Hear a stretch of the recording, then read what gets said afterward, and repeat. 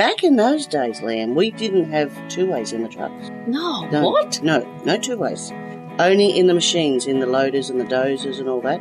So someone must have told my boss, oh, Rayls has done a 360 on the ramp, you know? Yeah. And you better check her up. And anyway, I got to the cribber, still shaking like a leaf, got down. That was it, I started bawling. And my boss walked up to me and he says, what's the matter, Rayls? Welcome to the Beers with a Miner podcast, episode number 27. My name is Mad Mumsy. People ask me all the time, how does a little thing like you drive those big trucks? You must be rich. How do I get a job doing that? This is what started my journey to share what it's really like and why not everyone is cut out to be a miner. But why not? What does it take to thrive and survive in this industry? This week is a happy hour episode and I'm chatting with Rayls, a lady I met very early on in my mining career. Now, let's dig in. Get it? Dig. Mining. You're right. Oh, crack me up. Welcome to the podcast, my friend. Hey, Leanne, how are you? I'm good, thanks. When I started mining, Rayls was kind of like I am now, part of the furniture and the mum of the crew. She left quite a few years ago and we went our separate ways, as you do. It's the nature of mining. We're still good mates, though, and catch up when we can, especially now that she lives in my area. I love randomly seeing her at our local pub. Makes me want to stay for, I'll just have one more. Rayls is here.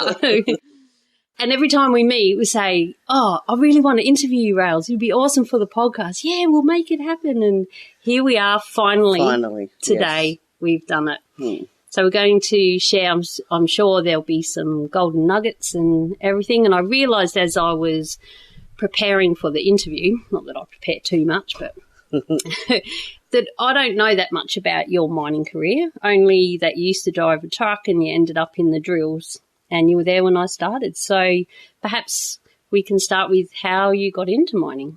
Okay, that was a bloody long time ago. How long was it?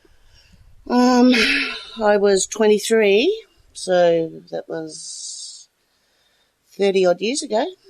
Yeah. Oh, wow. Yeah, 30 years ago, and I was working in a bar over in Western Australia, and all the male members in my family were all truckies, you know, and I always wanted to be a truckie. In truckies in the mines? Or? No, they were on this long distance truck driving, but that's something that I always wanted to do, and my brother was going to be the one that carried on the family name, but he was born deaf, and he couldn't do any of that sort of shit, so, yeah. Anyway, I was working in this bar and this fella come in and he had a broken arm. And I said to him, oh, how did you get that? Oh, I did it at work. I said, oh, you must have a bloody dangerous job. And he says, oh, I'm a truckie. I said, oh, I'd love to do it, you know. And he put me onto the right people and that's it. I got in there straight away. And that's how you got in? Yeah. It's kind of how it went back in the day then, didn't it? Yeah. Big changes. Yeah. And how long were you in it for? How long were you mining? I was mining first up for 5 years, and then I fell pregnant. So that deep breath sounds like that wasn't expected. It wasn't. No. Okay. It wasn't planned. Yeah, but it wasn't part of the career path. No, that didn't really fit into. Like I couldn't really put the baby in the passenger seat in those big trucks back then. She wouldn't have been inducted. No. So, anyway, I did the 5 years and I ended up only getting out of the industry for 6 months and then I went straight back in and I had a friend that used to work up there and she looked after Kira while I went back to work. Oh, right. So, and then you stayed in it? Then it was full on. Yeah. Full on. Yeah. For the rest until 3 years ago. I left 3 years ago to have a back operation. Yeah. So that's not a nice reason to leave. No. But that's my own fault, really. Why? Because of back in the early days, you used to go like a cut snake, you know, and it was none of these safety measures that there is nowadays, but it was always a race to the digger to see who would win first, you know, get there first. And honestly, Leanne, I remember this time I was in a Terex 3311, which is a really old truck, and there was a new fella in a Cat 777B. We were going under a loader, 992 loader. He was taking forever, you know, like he was driving over there like a half a mile to back up under the loader, So what I did while he was out there, I backed up under the loader while he was still trying to look where he was going. So I hope he saw you. He did in the end. But that's what it was like back in those days, It was a race to see who could get how many loads each day. Yeah. So. And up on the dump, what used to happen up on the dump when you were racing? Yeah, that was the same thing. Yeah. Yep. Yeah, I've done that a few times. Up on the dump was a big thing back in those days, was how many loads you could get over in your one spot. Yeah, we all had our one little spot. Oh, really? Yeah. Oh, so that was Rayls' spot. And I think my time I got 17 loads over in the one spot. So I guess too, it depends how high the dump is. Yeah. Because if you're only doing a 3 metre run or something, but if it's pretty high, wow, that's cool. And you'd be going, I'm going to win. Yeah. So you were kind of all challenging each other. Yeah. But that made it productive. Yeah. It was getting moved. Yeah. And there was never any accidents. That was my next question. Well, what? Nothing. No accidents. Because people were happy. They weren't so worried, that they were doing the wrong thing. Mm. So, and that's what I think it is nowadays. You got to be careful what you're doing, because otherwise you get in the shed.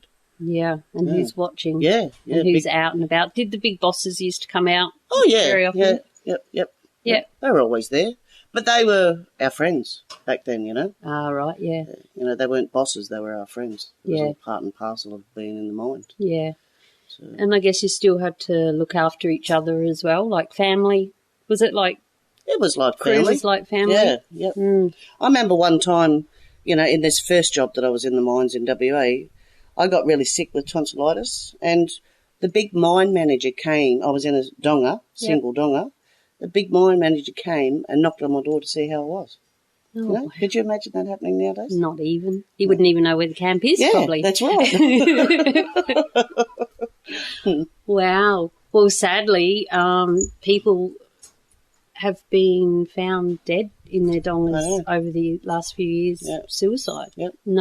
They didn't even know they weren't there. No, that's right. Just thought they were blowing a shift. Yeah. I've been in camp for 3 days, Crook. No one come to look at me. No, not even a crew member. No. So it's pretty sad. Yeah, times change. Yeah. So were there many women out there? There was a lot of women, actually. Really? Yep, they trusted us more than what they did with the fellas. They reckon we looked after the gear a lot better. And I've heard that a lot. Yeah. Didn't go like a cut snake like most of the boys, but I could tell you what, I could give some of them a run for their money back then. Just ask the guy whose grass you cut getting under the loader. Yes, that's it. What did the loader driver do when that happened? Oh, they laughed. They laughed. Just laughed. Did it make him turn quicker in the future? Yeah, I think I did. Mm. Because when I first started, I knew nothing about trucks, and this fella, he was in a loader, and the young fella that was training me up, he was having a bit of difficulty with me, because I'd only ever driven a bloody Morris Minor or some bloody thing. Which is a car. And this fella got out of this loader, and he said to me, waved me over, to the railing sort of thing. He got out and he says, "Oh, hi, my name's P-." And he says, "I'm just going to let you know, I'm going to give you 3 chances. If you don't get it right, you can fuck off to another pit." And that was my introduction to mining. And I thought, holy shit.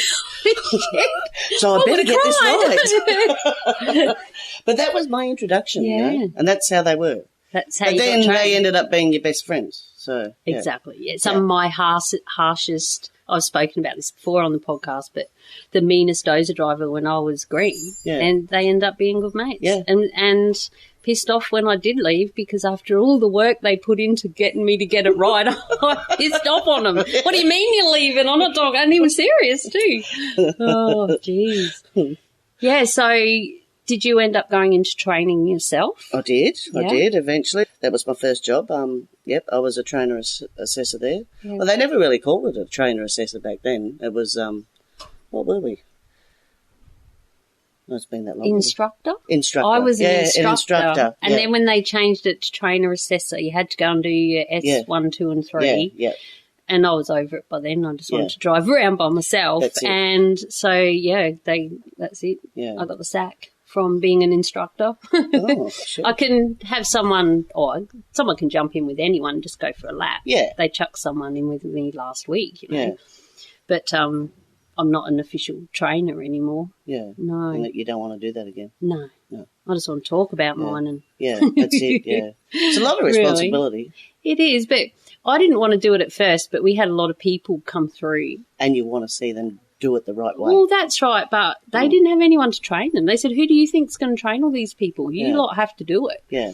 And so once I decided that, and I remember one guy who happens to be a driller, stinking driller, gave me Stinking driller. We'll talk about that in a minute. He said to me, look, if you're a trainer, it doesn't mean you own them for life. Yeah. It means when you sign them off, Yeah. and it even says in there, at the time of assessment, I deem them as competent Yes. to go on their own. Yeah. It doesn't mean that they're going to stay competent and listen to every single thing you ever told them for the next 20 years. They're not going to go back that far. No. So if they mess up, but you've taught them the right way and they've signed off all the bits of paper, which is, let's face it, the huge thing, you're not going to get in trouble if they mess up after you train them. And once he said that to me, it kind of was a real aha moment. Yeah. But it's common, of course you don't. But I hadn't thought about it like that. Well, that's what always scared me was being a trainer assessor. If it went to court and you had forgot to tell them something or show them something, and that came up in court, then you could be liable. You know, I had a trainer assessor tell me that, and I used to worry about doing it, but because half the time when you do train these people, that all they do when you get out of the truck is go their own way anyway. Yeah. Do what they want to do, That's right. They'll create their own bad habits yeah, and then become a trainer and teach other people how to do it. Bad habits. Or not necessarily. Yeah, so did you ever get sick of having people with you and saying the same thing over and over? No? Why not? As I said, because I wanted people to drive the right way. I wanted them. I was on the same circuit as them, so I wanted to be safe. So it never ever worried me. I was pretty patient with a lot of these people. I've heard horror stories and where people have told me that someone has grabbed a steering wheel because they weren't doing the right thing, and grabbing the brake. And I've heard that too. And that's wrong, I don't like that. You just got to be patient. If something happens, well then you're up shitter's creek. Yeah, that's it. Yeah. Did you prefer to train men or women or young people, old people, or it didn't really? No, wasn't really fussed actually. I found initially in the beginning, men didn't really like being told to do something by women. Mm-hmm. So, but then I just became one of the boys, and I think once they realised that I was one of the boys, then it was fine. They'd always come back and ask me, Rayls, what do you think I should do about this? What do you think I should do about that? Is this the way that's done? So, Yeah. It worked out and right. As they're on crew, they also see not only you one of the boys, but that you know what you're doing and you're experienced. Yeah. That would have to have a lot to do with it as well, I think. Yeah. I found the hardest ones to train were people that were already experienced, and they would just had to do a couple of laps in a truck really to get passed out because they already know how to do it. Yeah. I had some come in with me. I'm like, shit, you know more about this truck than I do. Yeah. Especially when we got new trucks and everyone was still learning them, and I had to pass people out on them. This guy had been driving them for years. Yeah. I said, that's not how you do it. Oh, really? Well, thanks. I'll pass that on. The fitters don't even know that one because it didn't come with the manual. Oh, dear.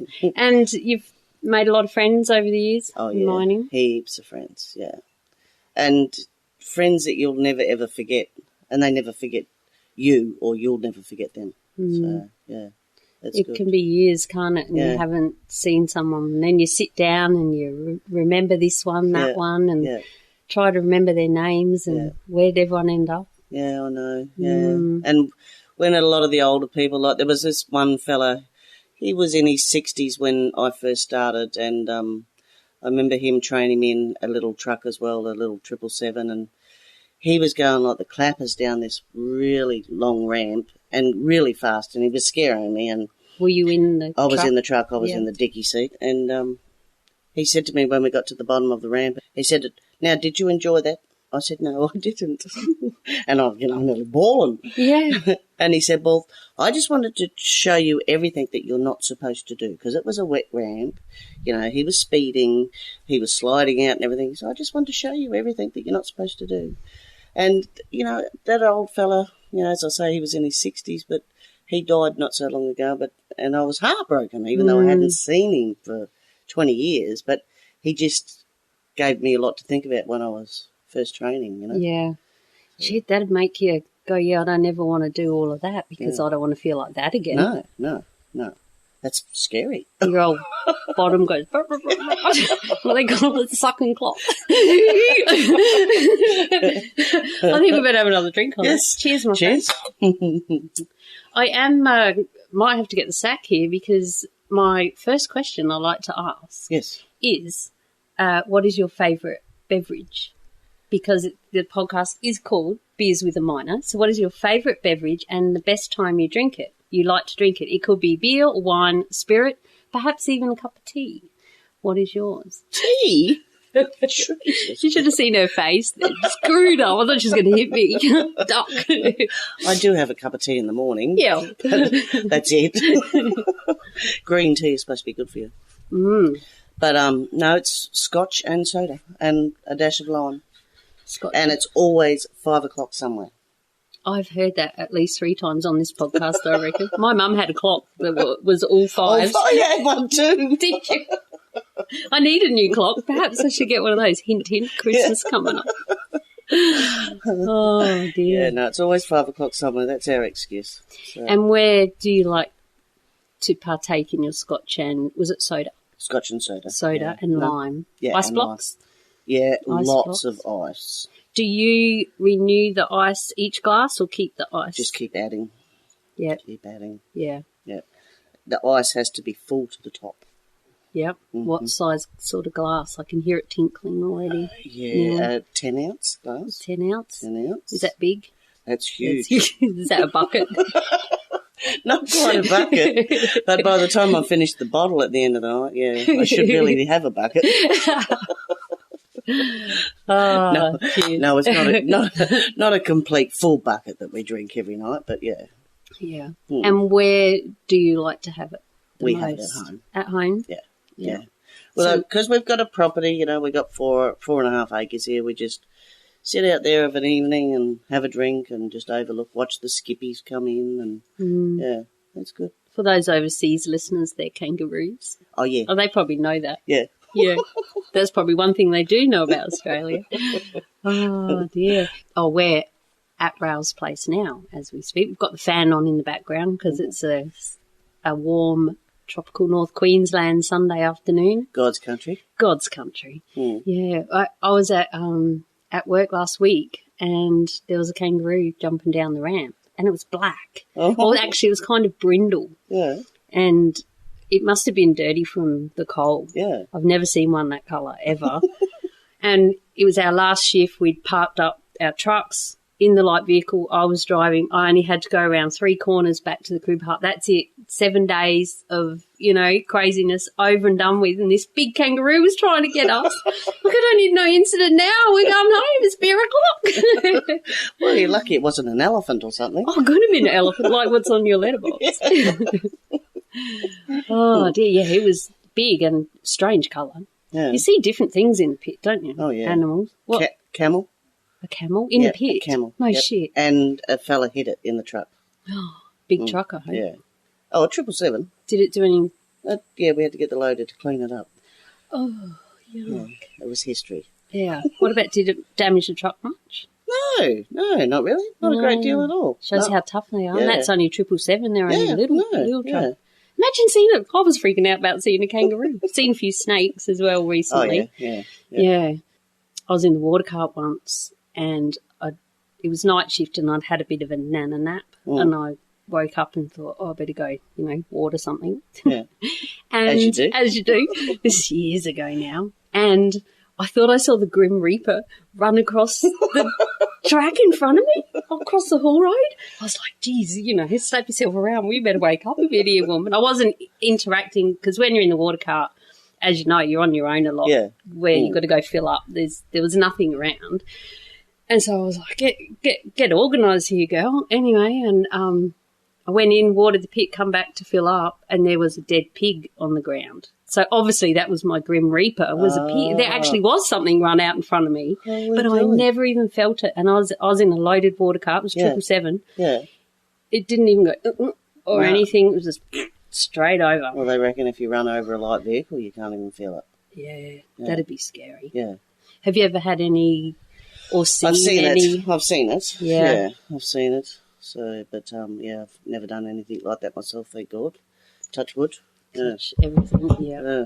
I don't know about yourself, but I've always thought if anything crazy like that happened to me, I don't know that I could ever go back. I don't think if I'd done it. No. You don't think? No. I suppose you don't know till you put in that situation, and you hope you never are. Yeah. Even just having the little moment where you're like, oh, where did that light vehicle go? Yeah, just exactly. that. Yeah. Just that's enough of a horror scare, thought. Yeah. So let's talk about rosters. What rosters have you done over the years? When I first started, it was 5.5 days a week. And then you did night shift as well, 5.5 days. Yep. You had the option of working the Friday night as well, or the Sunday. The Saturday, all day Saturday. That's right. Yep. I worked my first job there. It was 8 months straight I did before I took a day off. Like we had the Sunday off. Oh, but a whole one day. Yeah. Was that a residential role? You were living at home? It was a fly-in. You flew in. It was in the Great Sandy Desert. Yeah. You didn't fly home every one day? No. You were allowed to come out every, how many months was it? 3 months, I think you were allowed to come out and have 2 weeks off. But I decided to stay and just build up my holidays, and, it took 8 months. And then I come out and I did my first overseas trip to Bali. Oh, cool. I was wrapped. Did you get your hair done on the beach? Yes, I did. You? Yes. Oh, yeah. And did you go shopping and buy heaps of cool hippie clothes? Yeah. Look at us both in our hippie clothes. We should get a photo just for the clothes. Yeah. We decided we don't need a photo of our faces today. Just the clothes. Just the clothes. So, but I prefer the 7 and 7 roster. I do. 7 and 7 roster, yeah. I think that's my favourite. Yeah. Have you, because over in WA, with a lot of them are 2 and 1. 2 and 1. Have you ever done that? No. And how do you go with fatigue management? Like night shift? I used to love night shift. Night shift was my best.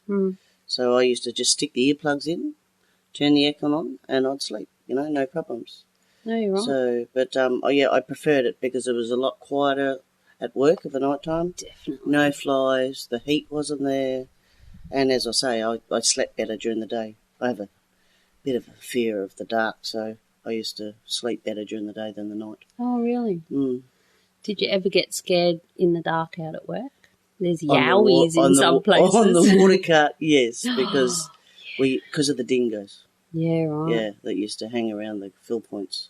And did you have to get out and go down and turn on the pump in the dark? Yeah. With the dingoes? Yeah. Oh.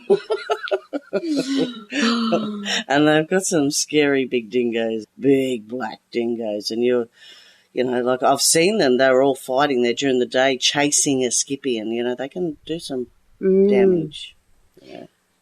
I've been at that water fill point. We're talking about the same one. And now I'm really scared because I thought they were just big black pigs. No, they're big. I could hear them, though.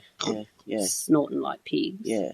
And I was absolutely crapping myself, and we had no lights on there. You just had the light of your truck. They said, no, you don't need one at the fill point anymore. Like, really? Okay. Got one light at my fill point, What do you mean no light at the fill point? And because you know how you have the lights on your truck that point down. They said that was enough. Oh, yeah, righto.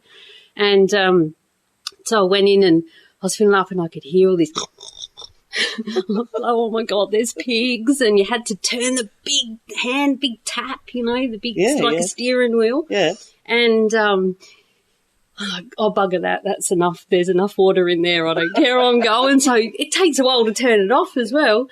How did it work? Yeah, I was still down there anyway, and I was waiting for some reason. And something jumped on me. I absolutely shit myself. No. But it was a green tree frog. And so I thought, I'm all right now. Yeah. I'm safe. Because the green tree frog was going to save me from the big pigs, you clown. And I hadn't even had a beer or anything, of course. I was at work. Oh, it's always, Then it jumped. I was walking up the stairs of the water cart and it jumped off me onto the handrail and stayed with me all night. Oh, unreal. Yeah, but now that you say that out there were black dingoes. Wow. Yeah. One of the big ones was part German Shepherd or something. He was a mixed... Well, that'd be scary. Like a domesticated. Yeah, but he was huge. Yeah. Really big. Oh, wow. So, but that's wrong where they don't put a lighting plant there. I'd be too scared. Yeah. I'd need the lighting plant. We always say, there's yowies out there. Gets a bit hairy. So, what about when you first started? What were some of the things that you found challenging? What was the hardest thing for you when you first started in mining? Driving in wet weather. Yeah? Yeah. Yes. I remember going down this ramp. I'd been there for about 2 weeks and I thought I was the world's greatest truck driver after 2 weeks. I nearly spat my beer all over the microphone. You can get pretty cocky pretty quick as soon as you start thinking like that shit's going down, right? I've learned that. And it started sprinkling with rain and I went down this bloody ramp and, of course, the little 777 chucked a 360 because I panicked, threw on the brakes, threw on the retarder and everything. Did a 360 and it straightened up and it was a sheer drop off this ramp, Straightened up, got down to the bottom of the ramp and my knees, my hands, everything, my legs were all shaking. Got loaded by this digger, by the loader, come back up the ramp, went out to the tailings dam, tipped it, and there was this little Irish fella. He was out there and he had a temper, this fella. And I was already upset because of this 360. And I tipped in the wrong spot. Well, he's jumping Was he on the dozer? No, he was on the ground. On the ground? On the ground. And he's jumping up and down, waving his arms about, pointing his fingers, yelling and screaming. And that was enough. Yeah. So I drove straight to the crib hut. But back in those days, Liam, we didn't have two-ways in the trucks. No, what? No two-ways. Only in the machines, in the loaders and the dozers and all that. So someone must have told my boss, Rayls has done a 360 on the ramp, Yeah. And you better check her up. And anyway, I got to the crib up, still shaking like a leaf, got down, and then after this little Irish fella's little turnout that he did, that was it. I started bawling. And my boss walked up to me and he says, "What's the matter, Rayls?" I said, "I have enough. You can stick your trucks. I don't want to drive them no more."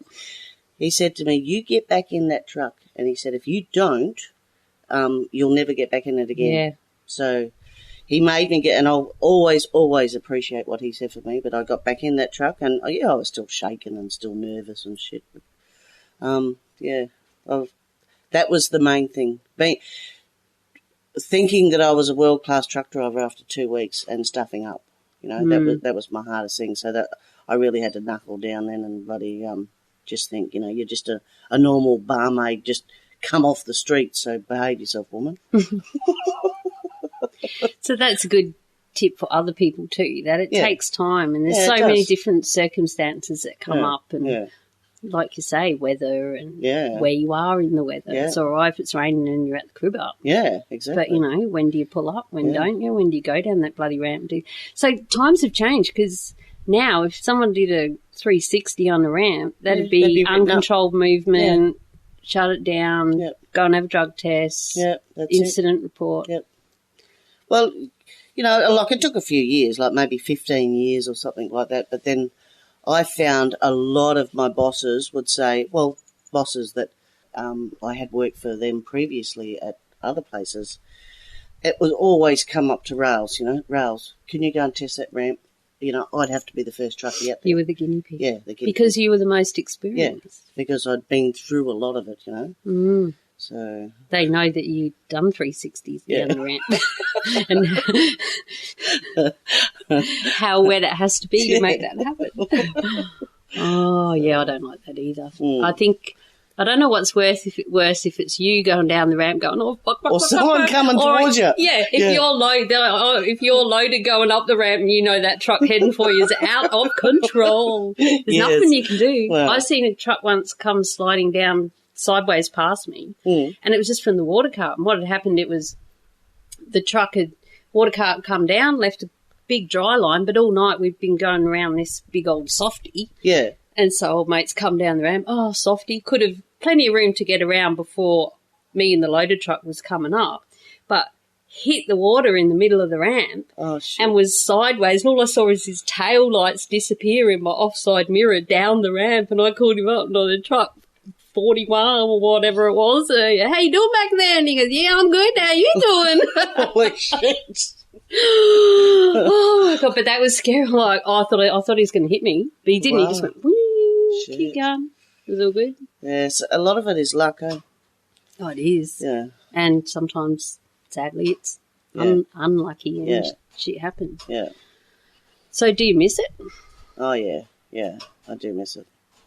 So, because, there was a lot of fun. But, I mean, in the end, I went on to the drills, and I loved the drills. So before we get onto the drills, what else did you get dozer? No. So truck, water cart, grader. So you did do grader? Yeah, loader. Loader, but not so much in these last years. But when I first started, I was on loaders and everything. I remember being 7 months pregnant, and I was loading in the crusher at this job that I was in. And my boss was sitting down in the troopy there, old Smithy. He's sitting down there and calls me up on the two-way when I get up the top of the loader. Rayls, can you come back down here? I want to talk to you, please. I said, okay.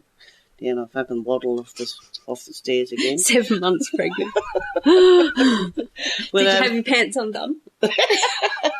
I actually had maternity jeans on. Oh, cool.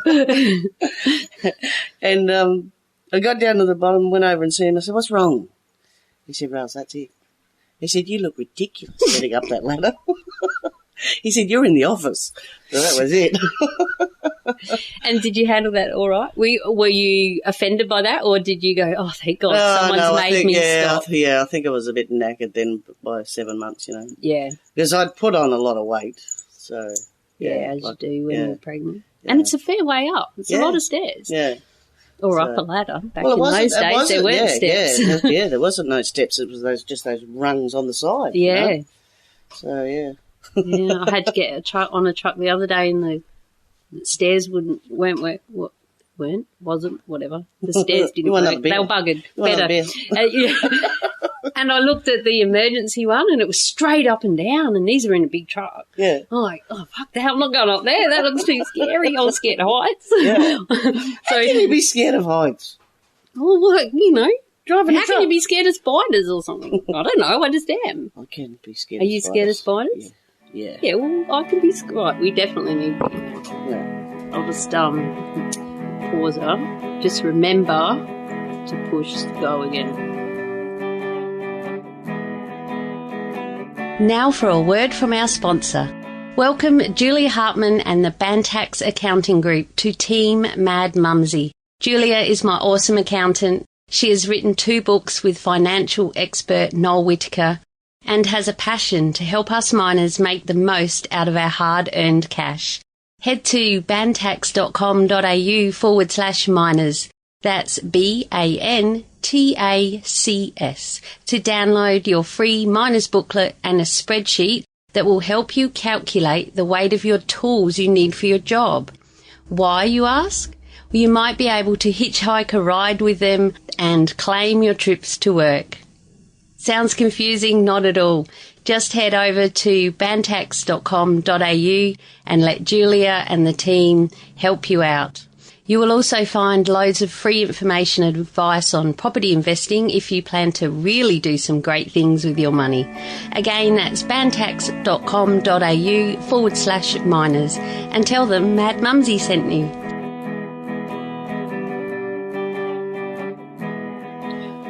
Right, Good to go? Good to go. Good to go.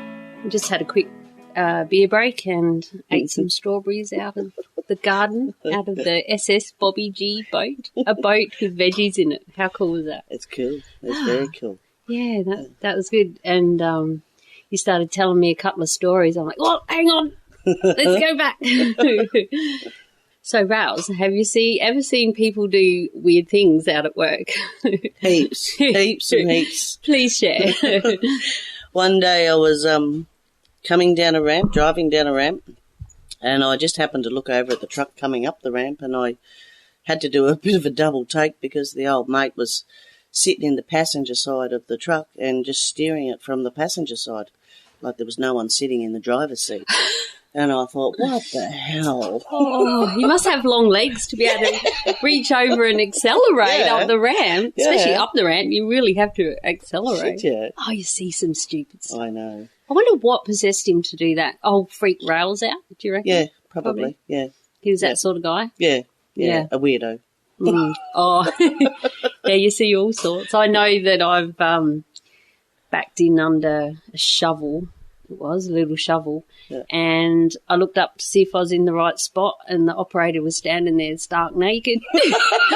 A bloke. Like, oh my God, what is it? As long as he was loaded all right. Would have been all right. Some people just couldn't be a bit precious. What else have you seen out there? One of the funniest things I seen was I was driving down the ramp, got to a hairpin bend, and we'd had a lot of rain. Mm-hmm. And I looked over to the right, and there's a little dummy sort of a man sitting on a ledge with a fishing rod hanging over into the puddle. And in the puddle was like the shark fins made out of, you know, that black stuff that the builders use?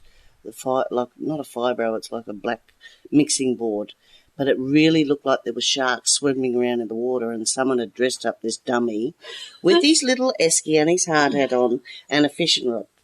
And Lucky he had his hard hat on. Yeah. Sitting on the edge. And that was geos. Geos do a lot of funny things. Rock clickers. Yeah, yeah. Geologists, yeah. I've seen them run around the camp with lit toilet paper up their bums. That was different. That's different. Yeah, very different. Oh, wow. I've seen a bloke driving up the ramp in a Christmas Santa outfit. Oh, right. Yeah. So I assume it was Christmas. Yeah, it was Christmas. Yeah. Just wanted to be happy. Yeah, well, that I've always put tinsel all over me and look like an idiot if you got to work Christmas. I had my truck done up once time in Hawks colours when they were in the grand final. Yeah. So I had balloons on and Hawks banners on and everything. And Hawks being Hawthorn. Hawthorn Hawks. The AFL. AFL, yeah. My partner, the real miner, he's a mad, keen Hawkie supporter. Wait till I tell him you decorated your truck in Hawkies. He's like, well, of course you would. Oh, yeah, always wrap tinsel around the truck. For Christmas, Yep. And then you have to take a lot of tinsel because you're not going to be in. I remember once I had to take him to the workshop. I'm like, hi, guys, Merry Christmas. I've got some more. Do you want some? No, we'll be right, thanks. They probably think, where do they get some of these people? Yeah. I know one time I had been to a hippie festival up here, Winter Moon Music Festival. Yep. And my grandson had bought these light-up teeth. Yeah. And so it was night shift and put them in my mouth, and you go up to the dozer on the dump and look in and they were like vampire teeth, and like, you're flashing. There was a couple of us girls had them because they came out to Wintermoon. Yeah. Oh. But it keeps people awake on night shift if you do things like that. That's right, fatigue management. Yeah, fatigue management, exactly. You can go from being, oh my God, I'm going to die, but I'm going to fall asleep any minute. There's no way I'm going to last another 5 hours. Yeah. And then some little thing will happen on the two-way. Someone will say something stupid or just something will happen. And then before you know it, you're fine. Yeah. You know? And then some of the places I've worked at, they played trivia. Yeah. Yeah. And you could cool up and other place I was at, you'd send in a message with your answer, and only the person in dispatch saw the answer. Yeah. And he'd go, oh, bloody hippie, you clown, as if it'd be that. And so he, you know, and it was scrolling through really fast because he was getting heaps of information, and then they were saying he rigged it because, you know, who knows what everyone says. And, and of course we weren't allowed to text while we were driving. No, that's but everyone texted as soon as they finished the answer, no matter where you were. And it wasn't a phone text; it was in your truck on the computer set up. But like I say, you know, it helps you get through it. If you got to be there, you might as well have a bit of fun. Yeah, exactly. But a lot of people nowadays don't want you having fun. You know, it's. I mean, it's good to be safe. It is good to be safe, but it does get a little bit boring out there sometimes. You know, and it's nice to be able to have fun with you. I mean, you spend a lot of time with people out there, so it's nice to have fun, eh? And how did you handle the boredom in the truck? What did you do back in the day to amuse yourself? A lot of reading. Yep. Yeah, there's always a lot of reading, crosswords. What sort of? I remember when I was in that Miss Australia quest, I'd be making up, decorations and all that for all my fundraising things that I'd be doing. So I used to make paper chains and write out little posters and signs for cake stalls and everything. It was always full on back then. Oh, yeah. So you had shit to do. Yeah. Like me, I'm always planning and writing and so you just slipped the little when you were in the Miss Australia quest. Yes. Oh, back in my younger days. Oh, cool. Miss WA Charity Queen 1988. Oh, so you won? Yes. Oh, cheers to that. You rock. Did you get a lot of support from people out at work? Yeah, my oath. Yeah. They tend to get behind charities a lot. Yeah. They actually gave me the use of a loader and a water cart, and I built a beach in the middle of the desert. And they actually donated the lining, you know, the pool lining? Yeah. For this great big beach that I built in the desert. Yeah. And we had a beach party in the desert. Where did you? Oh, water came from the water cart. Yeah.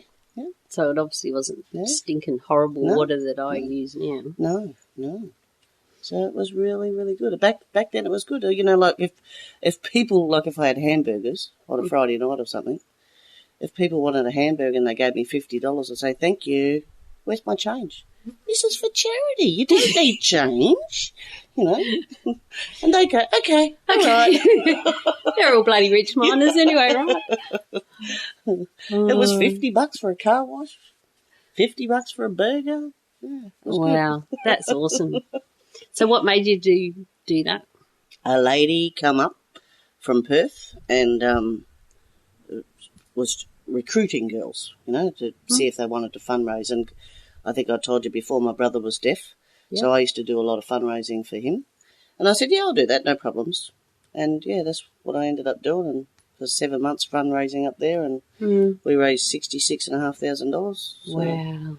It was good. In 7 months? Yeah. Wow. Yeah. You go, girl. Yeah. Cheers. You rock. You're awesome. I knew you were awesome. I didn't even know that bit.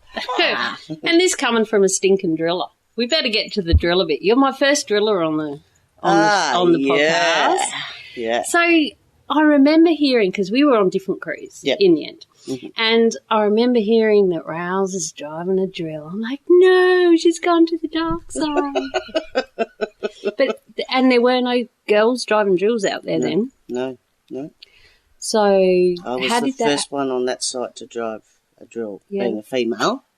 Did they ask you to do it, or were you just over trucking, or? No, I just kept hounding them. I just wanted to improve myself a little bit more. Yep. So yeah, just kept hounding them, and at that time I was having a lot of trouble with my back. So I'd said I need something a little bit quieter. Something that's still, not smashing up and down. Because I was going to say, did you ever ask about getting on the diggers and shovels? And no, never wanted the diggers.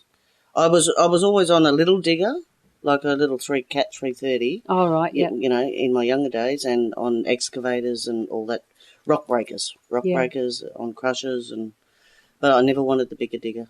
So you wanted the drill, and and I got it. Did they say, you've got 3 goes to get it right or you're out? No, they didn't this time. Times would have changed by then. Yeah. That would be what? Have to be 25 years later? Nearly 30 years. 30 years since you started that you ended up in a drill. Yeah. Wow. Yeah, actually, just over 30 years now. Yeah, just over. Big changes definitely big in changes. Training. And they've got to give you a chance. And with drills, it's not just, you're going to learn it overnight. It's the sort of thing that you need to learn over a period of, say, 12 months. Well, what I thought anyway. Mm. And like I may have been doing it for the last 7 years or whatever out there, but were you 7 years on the drill? Yeah, but you will always learn something new every day. The ground is not the same. It's just each hole is different, and you just learn to feel it, what your dirt feels like when you're drilling, and so you can feel dirt like in a loader and on a grader. You can even in a truck. I guess you can. So you can feel the dirt in a drill. I never would have thought that. Yeah. I've been in one. They look pretty cool. You get your own kettle and shit. I could move in here. Kettle, toaster. What do I have? Sandwich maker. Sandwich maker? Yeah, we had everything. Oh. High maintenance, though. Can't be on the water car. Can we have some water? No, piss off. I'm trying to keep my circuit down here. Just get over here. You'll have no circuit if we don't drill. Yeah, that's right. I've worked in places nowadays, and a lot of the drilling and shot firing and that, they have their own water car. Yeah. Well, that's what happened in the end. Yeah, that's what they're doing now. So. Yeah, that works out better, and it's smaller. I remember, the first places. And now you go in on the water cart and the drill's over there. I'm like, I beg your pardon, how am I meant to get there? Oh, you'll be right. You should be able to straddle those holes. No. If they don't straddle the holes, you just tell them it's a carton of beer for every hole that they run over. So, you tell the water cart operator that. Yeah, shit you. I was going to tell the driller that. You owe a carton of beer for every hole I run over for making me come in here. No, you make the water cart driver pay up. I know there's been times when they were loading a shot as well, and they wanted me to water the pattern because it was. You'd look at them and go, "What the fuck? Why would you do that job? It's so hot, and they're out there and they're doing whatever they do, filling up the holes." And I know one time I made one of them get in with me. I said, "You get in here with me," because there were bomb trucks in there and everything. I'm like, no, you come and direct me because there's a shitload of holes here and I'm not sure. And they said, no, you should fit. Yeah, you got to sign. But don't run over any of the holes we've loaded. No, someone in here, please. You got to sign when you go in there now and everything, don't you? True. No, I haven't been in for years now. Yeah. I didn't have to sign anything. Yeah. Just had to call up on their secret bat channel. Yeah, well, I know whenever I had to go in there, I used to have to sign, not just in the water cart, if I had to walk in there. Yeah, ended up having to sign to go into a loaded area. Yeah, righto. In case you blew up, they knew who you were. Yeah. Oh. I just shared on the Facebook page for Mad Mumsy a whole heap of shots. Oh, true. Yeah. Blast going off. Like, you never get sick of watching them. No. Someone else shared it, so I shared it on there. We had some pearlers over in the west, years ago. Would they be really red when they blow? Yeah. Beautiful. So, did you ever want to progress into the shot firing side of things? Nope. Why not? You seem quite adamant about that. Nope. Didn't want nothing to do with the bomb part of it. I just wanted to make sure that my hole stood up. That was it. The hole's in the ground, Leanne. I'll just have another drink. Of course. It's a really good feeling if you can get those holes to stand up for the bomb squad, because there's nothing worse when they go and drop their powder and shit down there that it gets stuck halfway or something because the hole's caved in, Yeah. And then you get fractured ground when you blow up and it's just... And that's when it ends up really big rocks that smash us in a truck. And you go, they need to use more shit when they blow this up. Yeah, exactly. Because sometimes it ends up like rice bubbles and other times it's like wheat bix, as they say. Yeah. I don't like wheat bix. It depends on the drillers, as long as if you use the right amount of water to make your hole stand up. And Oh, so you're trying to say water does matter. yeah. Yeah, righto. Yeah. Yeah. Sorry. I thought it's just so you could wash your kettle or something. No. Damn it. Yeah, that's sweet. Fill my kettle up. Oh. Oh, wow. So if you went back now, would you go back as a truckie or a driller? I'd probably have to go back as a truckie. Yeah, I think I'd more or less, because I've been out for 3 years now, I think I'd have to go back and start again. And that wouldn't worry me. Yeah. It'd be like learning all over again. Mm. So, but I do want to go back into the industry, but my daughter's having a baby. Oh, so are you going to be granny or nana? I'm going to be grandma. Grandma? Grandma. Grandma. Yeah, grandma. First one? Yeah. I can tell. First real one. First real one? Yeah. What, the other one's Colin's got, he's got 4 kids on his side. Yep. And they've got, between them, they've got 4 kids as well. Oh, right. But this is my only daughter's child. Yeah. So very special. She's due in December. Yeah. So... Christmas baby. Yes. My grandson was born on Christmas Day. So was my nana, and so was Colin's Uncle Rick. Really? It's more common than you think. Yeah. So was Jesus. Oh, yeah. You clown. You're the rabbit. I'm going out to night shift next week, and it's my birthday. Oh, is it? Night shift. Oh, yeah, got to love that when you work. And it's another guy on my crew's birthday as well. Yeah. I don't know how we figured that out, but different year. He's a lot younger. Yeah. And he said, oh, you got to bring cake. Bring one for me as well. Well, thank you. Why? Because I'm the woman. What do you think? I'm going to make a cake? So I'm going to call into Woolies on the way out on Wednesday and grab a couple of cakes. I said, you bring something too, because I'm not very reliable. Yeah. Tell him to bring the candles. Oh, we don't need candles. How many is there going to be? 52. Yeah. Yeah, so that'll be the bomb squad. Copy the shot, fire.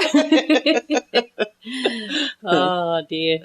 So happy birthday. Oh, thank you. Next week. Thanks. I'm having a late one. Yeah. Yeah, and an early one. Yeah. And then one at work. Holy dooly. My dad is going to ring me. Well, I said, look, just send me a text because on night shift, pretty only much get an hour. Yeah. Come home after my first night, I'll be so tired, so I'll sleep. And then, so that's the morning of my birthday, and that's when Dad said he's ringing. Yeah.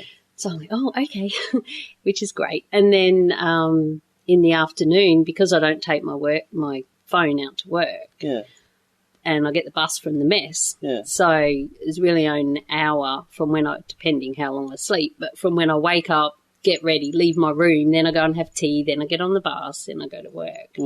So I've just caught up with most people this week and said, just shoot me a text, that'll be all right. And then on next break, we'll have a couple of drinks and some. Yeah, I'll have to catch up with you down there and we'll have a couple of drinks. Oh, yeah. Yeah. Sounds like a plan. Yeah, my oath. So let's move on. I was wondering if you've got any tips for women that are working or thinking about working in male-dominated industries like we do. What advice do you have? What have you seen women do that perhaps they didn't know? Like, I don't know. See where I used to really get annoyed with women wearing makeup to work. Yeah, you are in a male-dominated industry, You can still be a girly girl. Yeah. But you're working with the boys, You've got to be at least a little bit one of the boys, You can't do this girly thing all the time out there. I mean, you know what it's like. It's hard. It's not easy. Yeah. It's hard to keep your freaking eyeliner on outside of work. But, back in the early days, girls used to wear the same coloured sunglasses, the same coloured socks, the same coloured lipstick. And I'd be watching them and they'd be in the truck. I've never been a makeup person, Yeah. Putting their bloody lipstick on. In their and truck. it had to match their socks and, had to match their bloody fingernail paint and... I mean, it has changed a lot now. But, yeah. Yeah. But you've got to be prepared to be one of the boys. That's what I say. Still be yourself as a girl, you know, and have all your morals and everything. But you're working in an industry where men say, fuck this, fuck that, you know, and you've got to be prepared to put up with that. Because it really is their industry. That's how it all started. You know? That's right. And it's becoming our industry it as is. well. It is. But it's an industry, that's why my podcast is explicit at the start. You said, and I'm not allowed to swear. I'm like, fucking know. This is how we roll, you know. I had a guy listening to my podcast on night shift. I had some on a USB, and because I listen to try and improve. Yeah. And we were talking about it, and I said, here you go. And he said, that was really good. He goes, it was pretty weird driving around and hearing you, you know, swearing through the stereo. And I'm like, really? Do I do that? But it's all right, me swearing at the cribber. Yeah. You know, and you do have to try and balance it out. I always try and not swear when I was around my nana. She's passed away now, you know. And it's like everything. Yeah. You know, my kids, like, they knew not to swear as they got older and who they weren't allowed to swear in front of, and they grew up hearing it their whole life, but they were pretty good, as far as I know, of not swearing, and now they swear more than me, half of them. But you got to have a bit of respect as well. Yeah. I noticed the one thing when you come home from work, say when we were doing the lifestyle roster, the first couple of days, it's always swear about everything. And Colin would always say to me, keep your language down. I said, I can't help it. You know what it's like the first couple of days. That's your hubby. Yeah. And then I'd go back to being normal. We'd go back to... But you just get so used to being around the boys and hearing them carry on like pork chops. And, you do it yourself. So. You know what I like, and it doesn't happen that often, I guess, but a guy will slip out the F-bomb and catch himself because you're there. Yeah. Oh, sorry, you know. Yeah. And I used to say, don't fucking swear in front of me, you know. Talk about, and then I mentioned that to Mum, years ago now, and she said, Leanne, you shouldn't say that because they've shown you respect. They're respecting you, and you just shot them right down. And so now I just say, thanks for noticing, but it's all good. Yeah. You know, I don't know what I say, but I don't make a big deal about it, and I'm sure that I shot some of the blokes as well, and I have to catch myself. I think because I've got my youngest daughter living with me, and she swears a fair bit, and then there's out at work and she swears, and you know, and I do my podcast and you're allowed to swear, and but I don't swear to, you know, the owner of the pub or the podcast producing lady that I just met. Jesus, shit, I hope I never swore at her anyway. I don't think so. But it's a big point of what I'm saying in the podcast is that if you want to come into this industry as, forget whether you're a woman or a boy, you know, a girl or a boy, it's a huge part of it. That's you better get used to it. Yeah. You're not allowed to swear over the two-way anymore. No, that's right. People do every now and again, but it gets picked up because they record it, and someone will come on and say, you know, or something. But back in the day, I remember when I was a greenie and I was learning, and that's only, 13, 14 years ago, and I was in the wrong spot in the shovel, and the shoveler, he'd yell, "Get your fucking ass around over the two-way." And I'm like, which way? I didn't know. Around that way or around that way? So I'd just cry in my truck. But, you know, my listeners know you know all about that because I talk about that a lot. But you just can't get away with that anymore, which is a good change, I think. But it still happens at the cribber.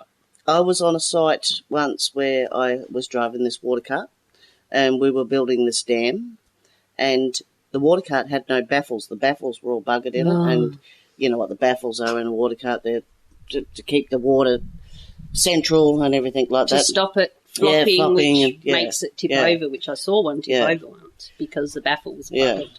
So I was in this water cart and I was going up this little V drain, and she started to arc up, you know. Anyway, in the end... Arc up, do you mean the front lifted up? Yeah, the front lifted up. in the end, I had a grader pulling the truck back down because it was back up on 2 wheels at the back of it. The grader pulling me down with a sling and a little excavator holding the back of the truck. Oh, so it wouldn't tip over. Bucket. Yeah, with the bucket. So and you're still in it. Yeah. So I gets on the 2-way and I says to our mate, the boss, I says, if you don't fix these fucking baffles in this truck, I'm not driving this again. He said, okay. Rayls, when you get that truck back on its wheels, I want to talk to you. I said, okay. So I got the truck back on the wheels, got back down and went and seen him, and I said, what's the matter? He said, I don't mind you saying that you're never going to drive that truck again. No, he said, no, that's right. I don't mind you swearing, but don't ever say that you're never going to drive that truck again because if you say that, no one else will drive it. So he didn't care that about the Did swearing. you think you were going to get in trouble yeah, for that's swearing? what I thought. I thought I was in deep shit. But it was just because I said I wasn't going to drive it. Because that means everyone else isn't, and then if there's not a spare water card and we can't work without a water card. Yeah. So back in those days, the swearing was quite acceptable, but not now. No way. Times do change a lot, don't they? Mm. Okay, so that's what we were talking about was tips for women. Yep. Anything else you wanted to say about women? Be tough. Be tough. Not talkative, but tough.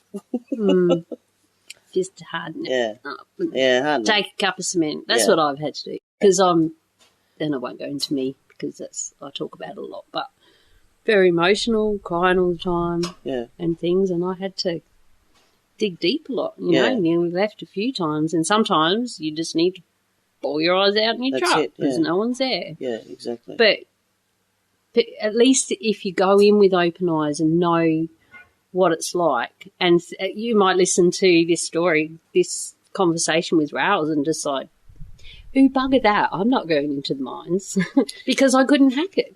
But then you don't know. If I'd have known as much as I know now, I probably never would have done it. Yeah. But it's made me who I am today. Exactly. Yeah. And it's the people that you meet that help you along the way, and it's who you become. So it does, even if you are precious now, you know, it might be just your life's journey. Yeah. But a lot of women... That sounded good, didn't it? Did you like that? I did. Yeah, it was very serious. Yes. But it's not for a lot of women, mining. It's not for everyone, is it? No, it's not. Actually, it's not for a lot of men too. Exactly. Yeah. That's what I spoke about in last episode. Yeah. Why 5 greenies quit, that I know. Yeah. Greenies, not like, you know, want to save the world greenies. Yeah. Cleaning. It's probably a lot easier for women nowadays because of a lot more safety precautions are being taken and you're not allowed to run around like a bloody mad rabbit, you know, like we used to years ago.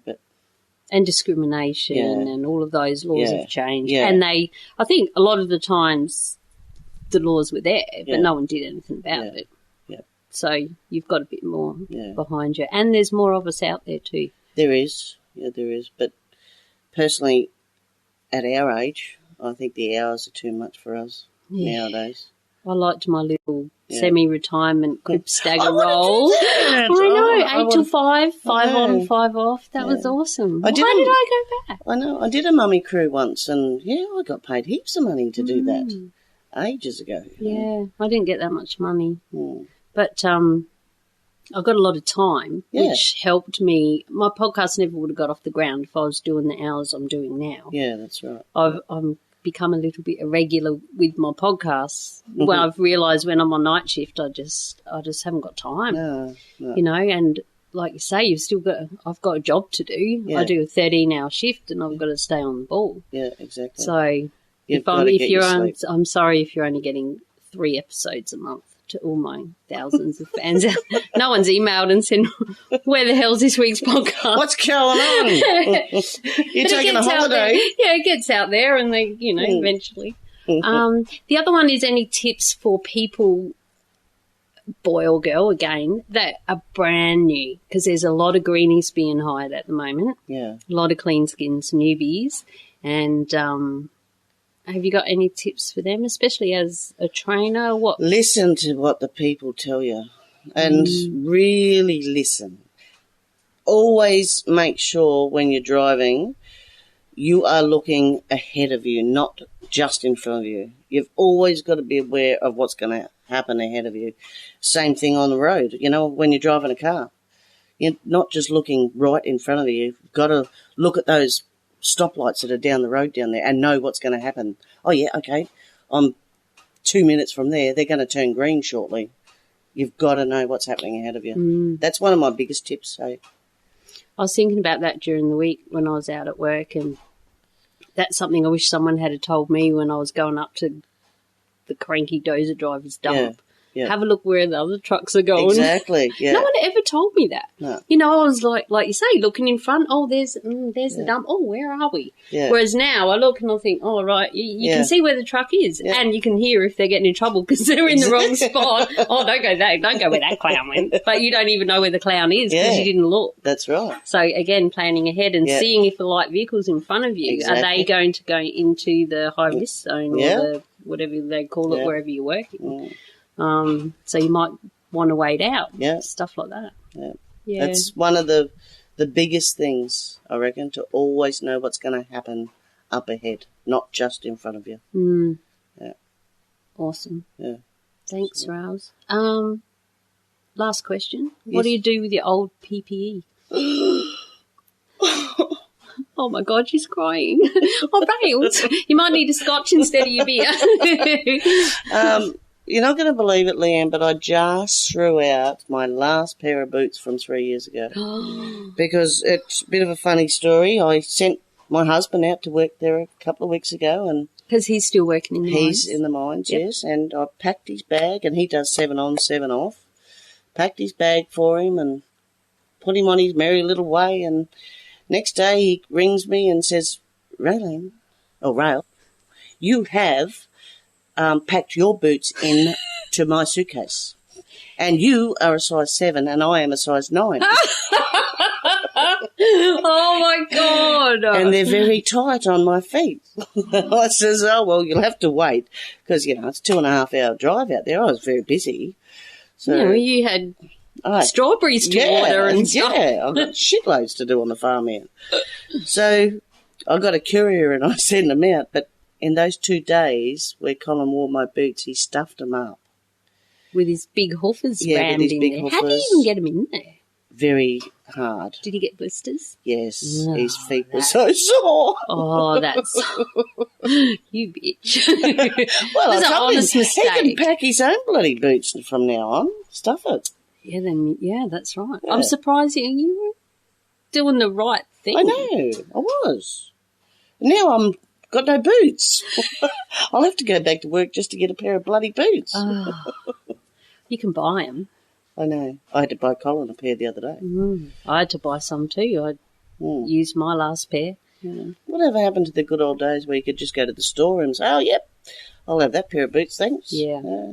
Just doesn't happen anymore, does it? Well, we're now, I'm labour hire, contractor, so no issues. Nothing. Well, it depends who you work for. Yeah. And, I don't get any boots. So I bought some. My accountant loves it. Yeah. God bless Julia. Yeah, well, that's what I said to Colin, make sure we keep that bloody receipt. Yeah, because that's a good one. Yeah. And I bought some that were on special and they were $100.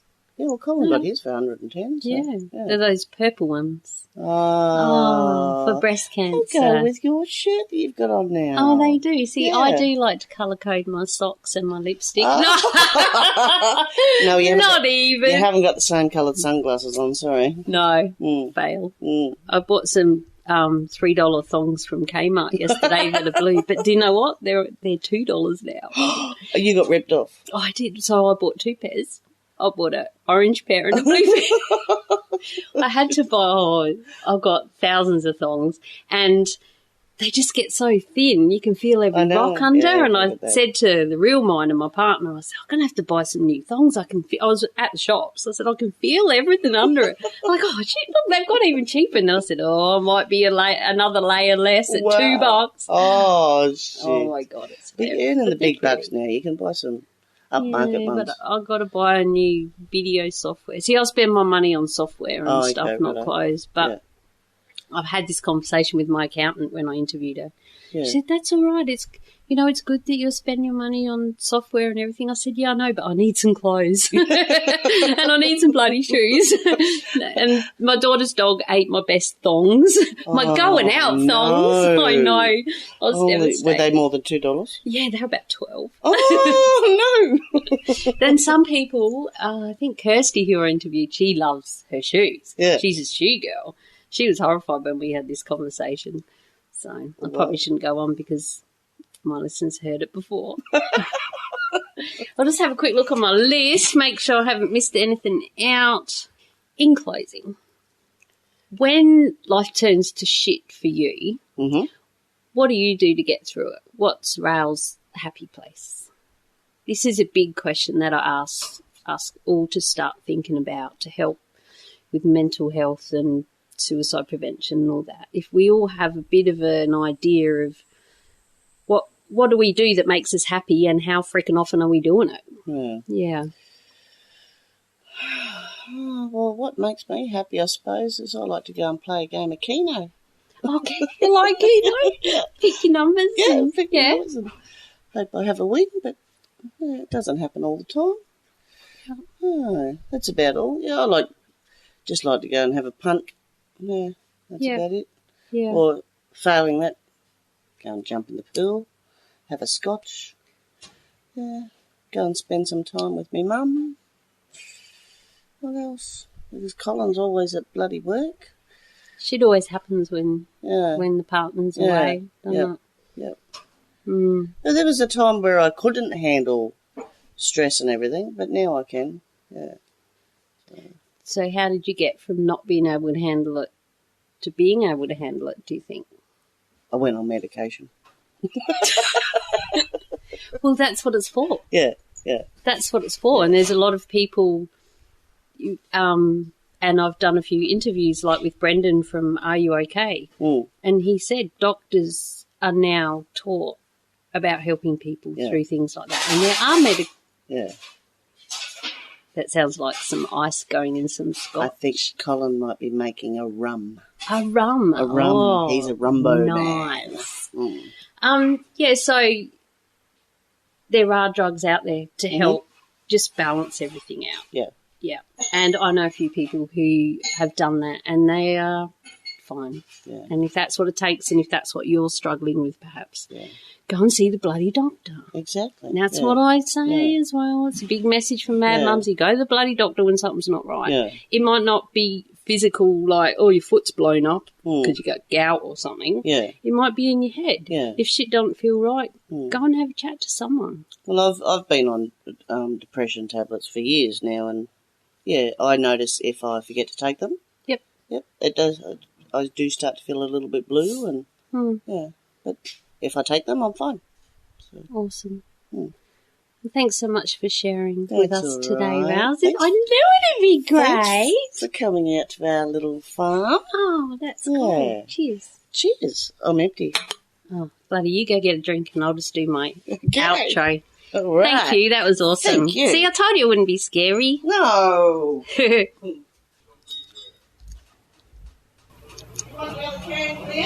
I will in a sec, thanks. Thanks so much for listening. I really do appreciate you. The show notes for this episode can be found at madmumsy.com/beers27. That's madmumzie.com/beers and the number 27. If you haven't already, I would love you to please head to your favourite podcast app and leave a rating and review. Whilst you're there, you can subscribe and you'll never miss an episode. Or head to the website and you can listen there too, madmumsy.com/beers. And please share with your mates. Until next week, or fortnight if I'm on night shift, stay safe, be real, be special, and have fun, for we only live once. Cheers. Now I'll have the other beer, Rayls.